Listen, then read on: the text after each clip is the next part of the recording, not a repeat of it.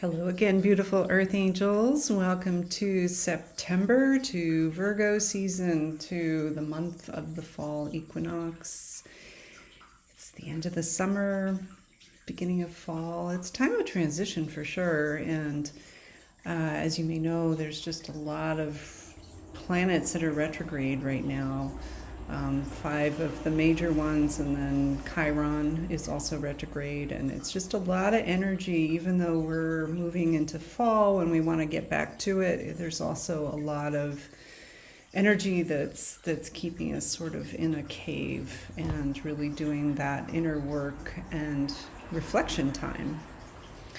So to help you with that reflection time, I have chosen 3 different photos that I took over the summer, and all of them are houses that I just was enchanted by when I saw them out and about in the world. And the symbolism around using houses this month is that they are home, they are foundation, they are structure, they represent coming together into your own space, and questioning my choice of coming together and hearing that that's the right choice of words. So going with that, I think it's coming together of all of our parts, and we have I love the whole internal family systems form of therapy, which is called parts therapy. There's all these different aspects of who we are as a human being that are always working together. And if I actually like to look at it in astrology terms too. So, for example, I'm an Aries sun and Leo rising and Cancer moon. So I like to meditate with my Ram from Aries, and my Crab from Cancer, and my Lion from Leo, and kind of tune in and see what those different parts of me are doing and how they're getting along. So back to the house, it's where all the parts of us come together when we create the space for them to be safe.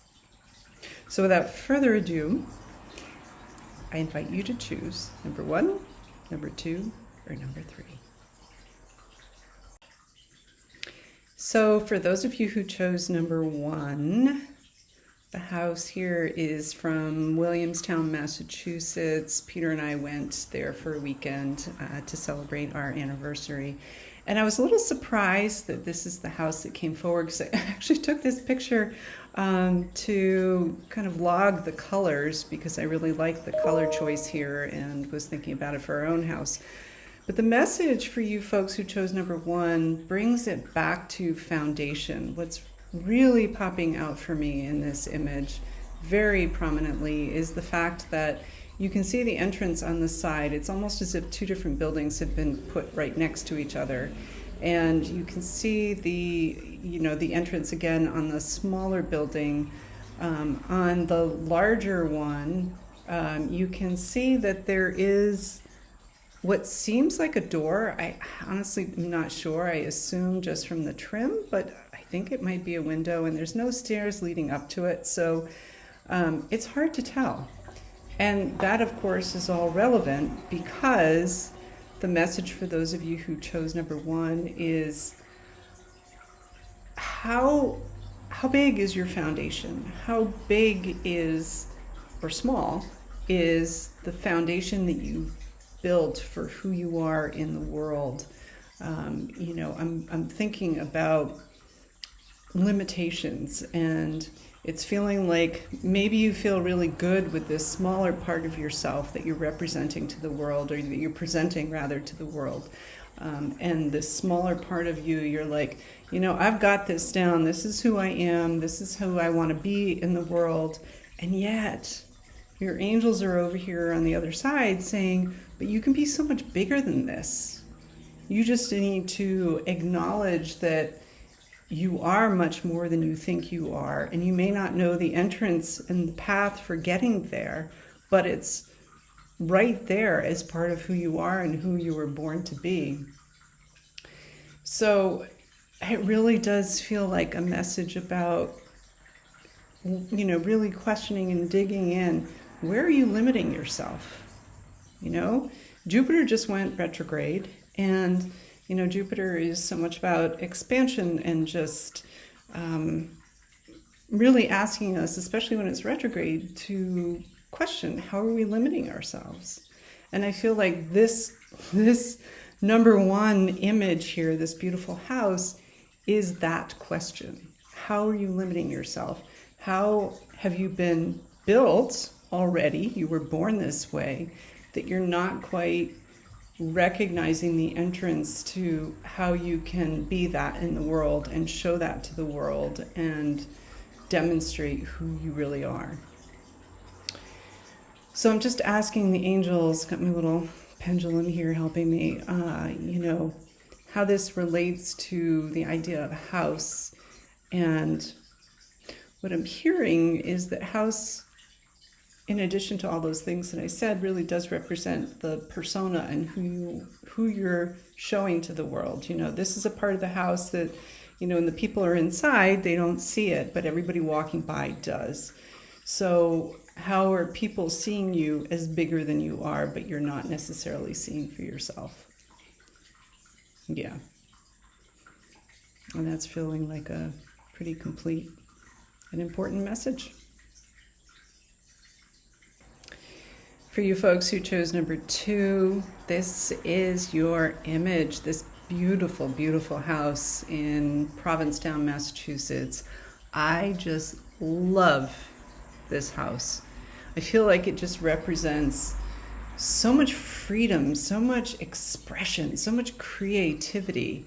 And you see just this mashup of all these different belief systems coming together in one place. This image only captures a few of them, but there's the Ankh, there's a labyrinth, there's an angel, there's just other statues here that again, you can't see. I think there's a Buddha there in the background. And you can see that the moon here is rising as well. Actually, it may be setting. I'm trying to think the direction. Okay, so the moon actually is setting here because this is facing west. But it is waxing, so it is growing stronger as it sets into the horizon. And I'm just asking the angels if that's relevant. And they're saying yes, so we're going to pull that together in a minute. The tagline for this is unleash your inner wildness, which feels a little bit counter to the whole, we're retrograde, we're sort of being in. And yet, and this is related to this moon setting. Okay. I had to pause it there for a quick second because I needed to just tune in and do direct, what do you mean by this, angels? So the moon setting, it's about taking this idea of unleashing your inner wildness into your cocoon as you are kind of processing all this retrograde energy, because when we come out the other side, this is what you're going to be asked and invited to show the world. So there's no holding back. There's just this expression of you as you, and whatever that is, it could be super colorful like this image, it could be a representation of lots of different spiritual beliefs, it could just be wearing a white picket fence, so it could be something really simple. The point is for you to unleash what is wild for you, and to take the idea of what that is for you into your meditation time, into your prayer, into your dialogue and your conversations with the angels, to understand what the full and complete expression of that is for you. Other message just kind of coming in here is that, we continue to be in pretty intense times, right? And, there's so much going on in the news, and don't have to tell you that. But what I'm hearing is that the more that we are able to authentically and lovingly express our true nature, which is love, right? The more our world is this stable place. We are welcoming, we are tolerant, we are respectful of one another, and we are the voice of love. And that all starts from our loving everything that's in here, including the wild parts that are often discarded. You know, those wild parts that maybe we never felt permission to show in the past because we were scared of how people would react. You know, there's so much conditioning around behavior and just conforming. And this is really an invitation to really go into that quiet time and discover what your true nature is and how to set that wild part free. Lastly, for you number 3 folks, this is your beautiful image. God, I love this house. From Rhinebeck, New York, when I was at the astrology conference at Omega Institute. And this is just one of those pictures. I should probably have it made into something I can put on the wall because it's just so breathtaking for me. It's beautifully kept up. The architecture is just stunning.